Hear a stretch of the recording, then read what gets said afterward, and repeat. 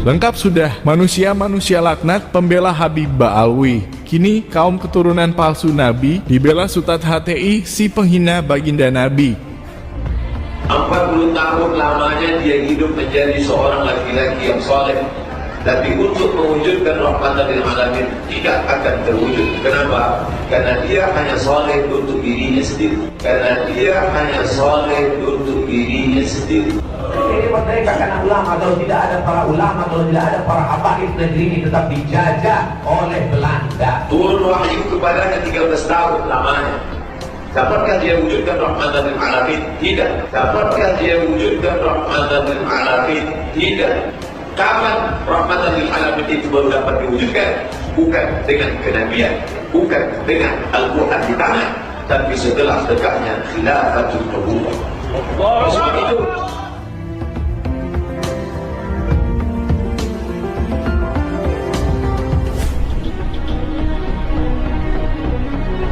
Dul Somad adalah sultan kebanggaan HTI, organisasi terlarang yang sudah dibubarkan oleh pemerintah akibat ideologi berbahayanya yang ingin negara kesatuan Republik Indonesia dimusnahkan dari peta dunia demi untuk menegakkan sistem pemerintahan monarki berkedok khilafah, sebuah bentuk pemerintahan yang mengadopsi dari negara-negara Timur Tengah yang sangat tidak diinginkan oleh bangsa pribumi Nusantara. Dan baru-baru ini, sultan kebanggaan kaum pengasong khilafah tersebut juga turut serta membela nasab palsu kaum Habib keturunan Ubaidillah, sampai-sampai dia mendustakan sejarah yang sesungguhnya, mengatakan bahwa Indonesia tidak akan merdeka dan masih dijajah oleh Belanda kalau saja tidak ada kaum Habib yang memerdekakannya. Padahal kita semua tahu bagaimana sejarah sesungguhnya. Belanda bisa bertahan selama itu ketika menjajah bangsa Nusantara justru karena adanya dukungan dari kaum Habib keturunan palsu Rasulillah, di mana ketika para ulama Nusantara sedang gencar-gencarnya memberontak kepada Belanda, dedengkot kaum Habib yang dijadikan mufti oleh Belanda, si Utsman bin Yahya, justru mengeluarkan fatwa haram hukumnya memberontak kepada pemerintah Belanda, sehingga masyarakat Nusantara kala itu pun terpecah belah sebab yang mengeluarkan fatwa dianggap adalah orang yang masih zuriat Rasulillah.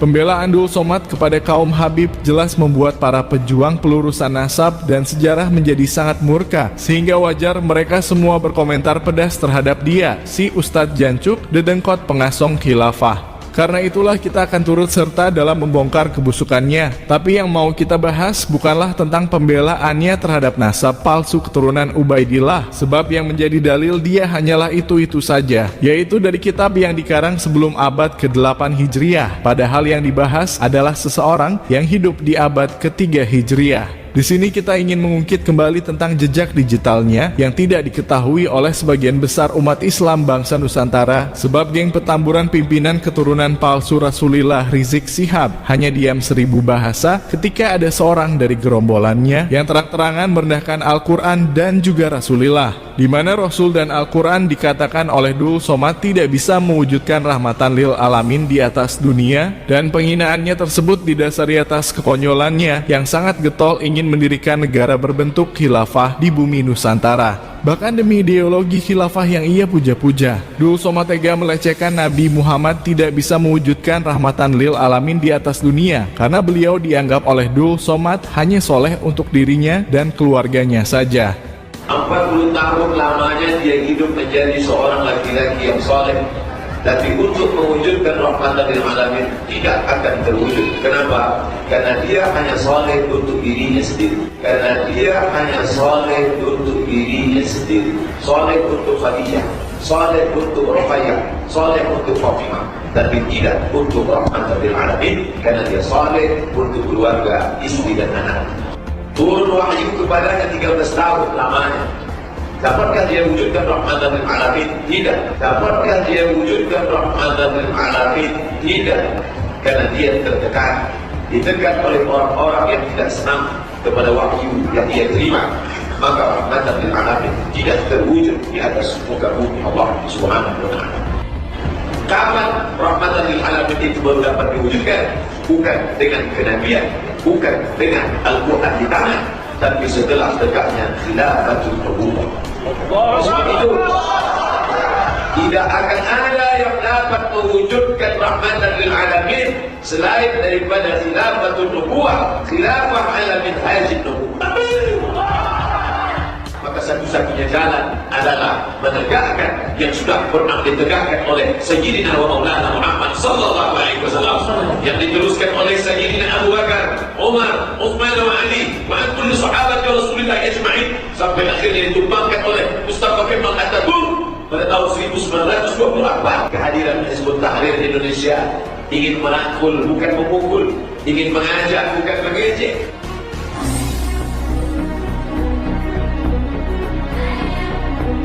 Sangat konyol memang kelakuan Sutat Pengasong Khilafah Dul Somad pembela keturunan palsu Rasulillah. Demi ambisinya menegakkan sistem pemerintahan monarki berkedok khilafah, Dul Somad berani melecehkan Al-Quran sekaligus juga nabinya umat Islam di seluruh dunia, di mana nabi dan Al-Quran dinarasikan oleh dia tidak bisa mewujudkan rahmatan lil alamin di atas dunia, dan yang bisa menegakkannya hanyalah khilafah versinya dia. Lebih konyol lagi ketika Dul Somad merendahkan Al-Quran dan juga Rasulillah. Geng petamburan pimpinan keturunan palsu Rasulillah Rizik Syihab yang biasa gembar-gembor pembela Nabi dan agama, ternyata gerombolan mereka hanya diam 1000 bahasa sehingga kasusnya pun menguap begitu saja. Bahkan sebagian besar umat Islam bangsa Nusantara tidak pernah mendengar bahwa Nabi dan kitab suci mereka pernah dilecehkan serta direndahkan oleh Dul Somad sedemikian rupa hanya demi menjunjung tinggi ideologi khilafah yang dia sembah-sembah. Karena itulah sangat wajar jika sekarang Dul Somad membela golongan mereka, sebab kita asumsikan itu adalah bentuk terima kasih dia yang tidak didemo bersilit-silit agar dipenjara karena sudah menghina serta merendahkan Al-Quran dan Rasulillah. Ini juga semacam tanda alam atau ayat kauniyah yang sudah jelas ditampakkan oleh Allah Ta'ala kepada umat Islam bangsa Nusantara, bahwa kaum keturunan palsu Rasulillah dibela oleh manusia laknat yang pernah menghina dan merendahkan Rasul sekaligus kitab sucinya. Ditambah lagi ini juga sebuah kode dari alam semesta, bahwa kaum keturunan pendatang zuriat palsu Rasulillah bisa sangat mesra dengan kaum pengasong khilafah yang ingin menghancurkan negara kita, namun mengambil sikap yang bermusuhan dengan para ulama NU yang sudah berikrar rela mati untuk negara kesatuan Republik Indonesia.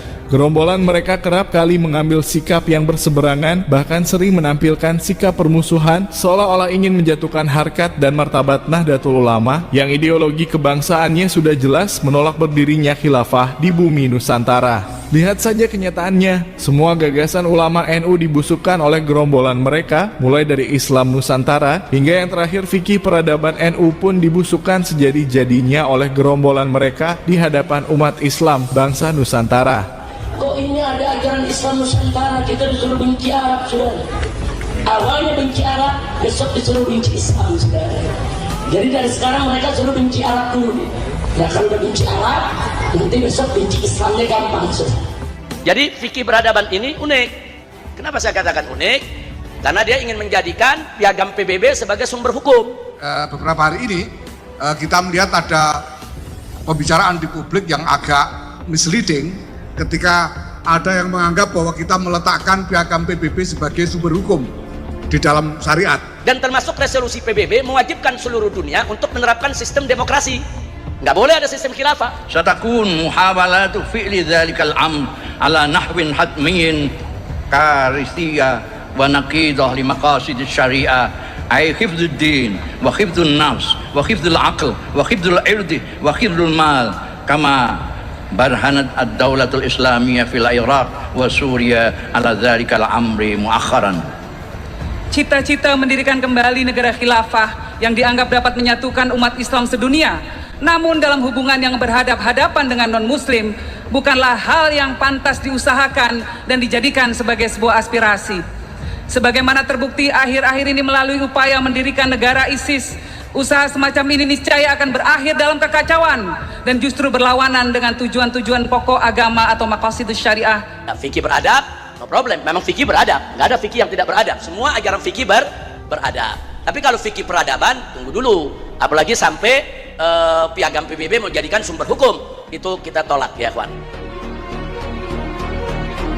selalu memposisikan diri sebagai pihak yang berseberangan, bahkan terkesan selalu menentang apapun gagasan yang dikeluarkan oleh Nahdlatul Ulama dan lebih memilih berjalan berdampingan dengan kelompok-kelompok pengasong khilafah adalah pertanda yang sangat jelas bahwa kaum keturunan pendatang yang mengaku sebagai kaum keturunan Rasulullah sejatinya golongan mereka adalah ancaman serius bagi negara kesatuan Republik Indonesia, di mana mereka lebih sejalan dengan HTI yang ingin mendirikan khilafah daripada dengan Nahdlatul Ulama yang telah berikrar untuk mempertahankan kedaulatan negara. Dan jika lagi-lagi itu dikatakan hanya oknum yang tidak mewakili klan keturunan Yaman seluruhnya, maka kita pun sudah sangat muak dengan kata-kata itu semua, sebab pada kenyataannya ketika salah satu oknum dari mereka yang merupakan salah satu pembesar yang paling disegani dari oknum-oknum lainnya, ketika dia membusukkan Nahdlatul Ulama dan lebih memilih berjalan berdampingan dengan kaum pengasong khilafah, satupun dari kaum Habib tidak ada yang mau menegurnya. Bahkan dari kalangan Habib yang mengaku NU pun hanya diam 1000 bahasa, seolah ingin melindungi semua kebusukan yang dilakukan oleh sesamanya. Ini adalah bukti bahwa sejatinya seluruh kaum Habib keturunan palsu Rasulullah sesungguhnya mereka semua satu suara, hanya saja oknum-oknumnya ditempatkan di tempat yang berbeda-beda supaya umat Islam bangsa Nusantara menganggap golongan mereka tidak satu suara, dan yang melakukan itu hanyalah oknum-oknumnya saja. Di akhir kata, jangan bangga kalian wahai kaum keturunan palsu Rasulullah, sudah dibela oleh Dul Somad, dedengkot HTI yang pernah merendahkan Al-Quran dan Rasulullah demi ambisinya untuk menegakkan berdirinya negara khilafah. Jika nanti semua anak bangsa sudah sadar bahwa betapa bahayanya Dul Somad terhadap keutuhan bangsa dan negara akibat ideologi khilafahnya, maka sudah tentu dia akan menjadi musuh seluruh anak bangsa yang tidak ingin negaranya dirusak seperti negara-negara di Timur Tengah.